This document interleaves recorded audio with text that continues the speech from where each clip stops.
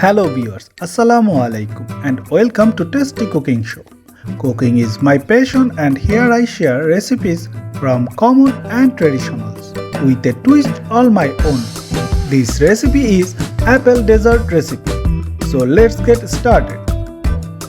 I hope you will subscribe and come along on this fun, inventive journey of cultural exchange through cooking. At first I cutting one apple. Remove seeds of this apple and each cut small pieces. So now I am blending these apple pieces. Added 2 cup milk.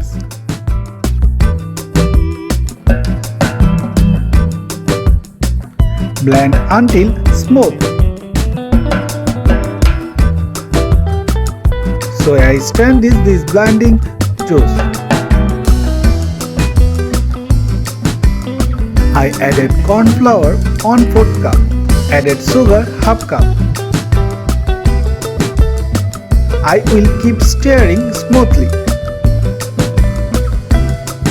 because I stirring continuously this cook until thick consistency. So I am now serving this dessert in glasses. So keep in the fridge until set this dessert.